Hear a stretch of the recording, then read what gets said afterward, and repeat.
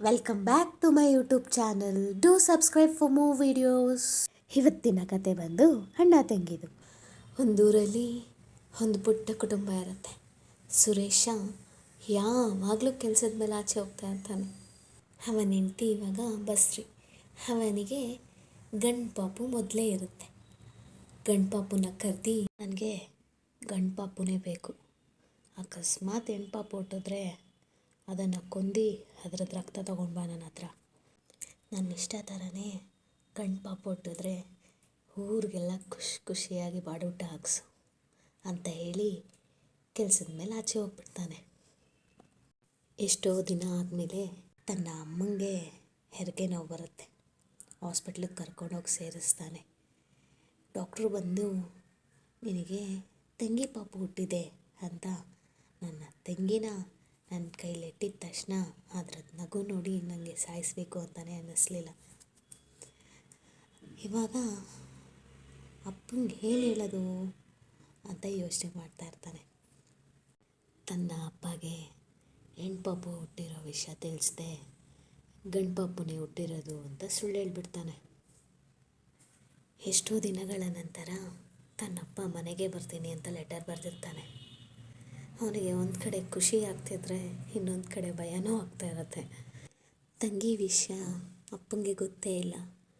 ಇವಾಗ ಗೊತ್ತಾದರೆ ಹೆಂಗೆ ರಿಯಾಕ್ಟ್ ಮಾಡ್ತಾರೋ ಅಂತ ಭಯ ಆಗ್ತಾ ಇರುತ್ತೆ. ಅದಕ್ಕೆ ಏನು ಮಾಡ್ತಾನೆ ಅಂದರೆ ತನ್ನ ತಂಗಿನ 2 ದಿನದ ಮಟ್ಟಿಗೆ ಆಚೆ ಇರಲು ವ್ಯವಸ್ಥೆ ಮಾಡ್ತಾನೆ. 2 ದಿನಗಳ ನಂತರ ತನ್ನಪ್ಪ ಮತ್ತೆ ಕೆಲಸದ ಮೇಲೆ ಆಚೆ ಹೋಗ್ಬಿಡ್ತಾನೆ. ಹೀಗೆ ಎಷ್ಟೋ ವರ್ಷಗಳನ್ನ ತಳ್ಕೊಂಡು ಬಂದುಬಿಡ್ತಾನೆ. ಅವನಿಗೆ ಅವನ ತಂಗಿ ಅಂದರೆ ತುಂಬ ಇಷ್ಟ, ತುಂಬ ಪ್ರೀತಿಯಿಂದ ನೋಡ್ಕೋತಾ ಇರ್ತಾನೆ. ಒಂದಿನ ಅವ್ರ ಅಪ್ಪಂಗೆ ಈ ವಿಷಯ ಗೊತ್ತಾಗ್ಬಿಡುತ್ತೆ, ಅವನಿಗೆ ಹುಡುಗಿನೇ ಹುಟ್ಟಿರೋದು ಅಂತ. ಆವಾಗ ಮನೇಲಿ ದೊಡ್ಡ ಜಗಳನೇ ಆಗಿ ಅಣ್ಣ ತಂಗಿನ ಕರ್ಕೊಂಡು ಬೇರೆ ಮನೆಗೆ ಹೋಗ್ಬಿಡ್ತಾನೆ. ತಂಗಿನ ತುಂಬ ಚೆನ್ನಾಗಿ ನೋಡ್ಕೋತಾ ಇರ್ತಾನೆ. ಇವಾಗ ಅವಳಿಗೆ 20 ವರ್ಷ. ಅವಳು ತುಂಬ ಸುಂದರವಾಗಿರ್ತಾಳೆ. ಕಾಲೇಜಲ್ಲಿ ಒಂದು ಹುಡುಗನ ತುಂಬ ಇಷ್ಟಪಟ್ಬಿಡ್ತಾಳೆ. ಅವನು ಕೀಳು ಜಾತಿಯವನಾಗಿರ್ತಾನೆ. ಈ ವಿಷಯ ಒಂದಿನ ಅಣ್ಣಂಗೆ ಗೊತ್ತಾಗ್ಬಿಡುತ್ತೆ. ಅಣ್ಣ ಹೇಳ್ತಾನೆ, ನನಗೆ ಅವನಂದರೆ ಇಷ್ಟ ಇಲ್ಲಮ್ಮ, ಅವನು ಕರೆಕ್ಟಾಗಿರೋನಲ್ಲ, ಅವನು ಬೇಡ ಅಂತ ಹೇಳಿಬಿಡ್ತಾನೆ. ಅಣ್ಣಂಗೆ ತಂಗಿನ ಒಂದು ಶ್ರೀಮಂತ ಮನೆಗೆ, ಒಳ್ಳೆ ಹುಡುಗನ ಮನೆಗೆ ಕೊಡಬೇಕಂತ ತುಂಬ ಆಸೆ ಇರುತ್ತೆ. ಆದರೆ ಇವಳು ಲವ್ ಮಾಡಿರೋ ಹುಡುಗ ತುಂಬ ಕೆಟ್ಟವನು, ಕೆಟ್ಟ ಚಟಗಳು ಎಲ್ಲ ಇರುತ್ತೆ. ಅದಕ್ಕೆ ಅವರಣ್ಣ ಆ ಹುಡುಗನ್ನ ಒಪ್ಕೋತಾ ಇರಲ್ಲ. ಹೀಗೆ ಇರಬೇಕಾದ್ರೆ ಒಂದಿನ ಇಬ್ಬರು ಮದುವೆ ಆಗಿಬಿಡೋಣ ಅಂತ ಅಂದ್ಕೊತಾರೆ. ಆಗ ಪ್ರೀತಿಸೋದು ಹುಡುಗ, ನಿಮ್ಮಣ್ಣ ನಮ್ಮನ್ನ ಬಿಡೋದಲ್ಲ, ನಿಮ್ಮಣ್ಣ ನಮ್ಮನ್ನ ಸಾಯಿಸ್ತಾನೆ, ನಾನು ಕೀಳು ಜಾತಿ ಅಂತ. ಅದರಿಂದ ನೀನು ಫಸ್ಟು ನಿಮ್ಮ ಅಣ್ಣನ ಸಾಯಿಸಿ ನನ್ನ ಹತ್ರ ಬಾ, ನಾವಿಬ್ಬರು ಎಲ್ಲರೂ ದೂರ ಹೋಗಿ ಹ್ಯಾಪಿಯಾಗಿದ್ದುಬಿಡೋಣ ಅಂತ ಹೇಳ್ತಾನೆ. ಫಸ್ಟು ತಂಗಿ ಆಗಲ್ಲ ಅಂತಲೇ ಹೇಳ್ತಾಳೆ. ಆದರೆ ಆ ಹುಡುಗ, ನಾನು ಬೇಕಾ ನಿಮ್ಮ ಅಣ್ಣ ಬೇಕಾ ಅಂತ ಡಿಸೈಡ್ ಮಾಡು ಅಂತ ಹೇಳ್ತಾನೆ. ಆವಾಗ ತಂಗಿಗೆ ಪ್ರೀತಿನೇ ಹೆಚ್ಚಾಗಿರುತ್ತೆ. ಅಣ್ಣನ ಸಾಯಿಸೋಕ್ಕೆ ಒಪ್ಕೊಂಡ್ಬಿಡ್ತಾಳೆ.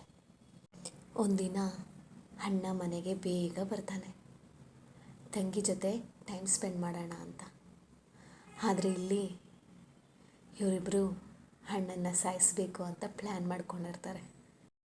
ಅಣ್ಣನ ಜೊತೆ ತುಂಬ ಚೆನ್ನಾಗಿರೋ ಥರ ಆ್ಯಕ್ಟಿಂಗ್ ಮಾಡಿಕೊಂಡು ಅಣ್ಣನ ವಿಷ ಹಾಕಿ ಸಾಯಿಸೇ ಬಿಡ್ತಾಳೆ.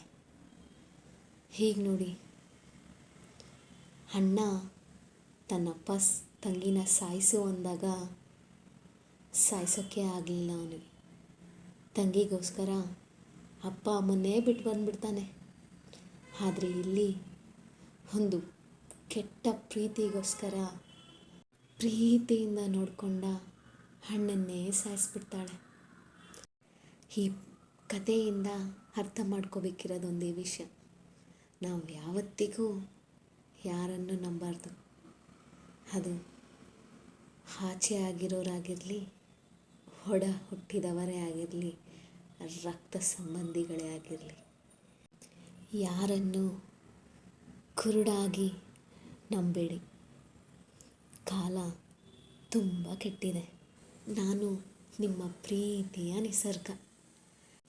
ಈ ಕತೆ ನಿಮಗೆಲ್ಲ ಇಷ್ಟ ಆಗಿದ್ದರೆ ಮರೀದೇ ಸಬ್ಸ್ಕ್ರೈಬ್ ಮಾಡ್ಕೊಳ್ಳಿ. ಇನ್ನೂ ಇಂಟ್ರೆಸ್ಟಿಂಗ್ ಕತೆಗಳೊಂದಿಗೆ ನಿಮ್ಮ ಮುಂದೆ ಬರ್ತೇನೆ. Thanks for watching. ಬಾಯ್.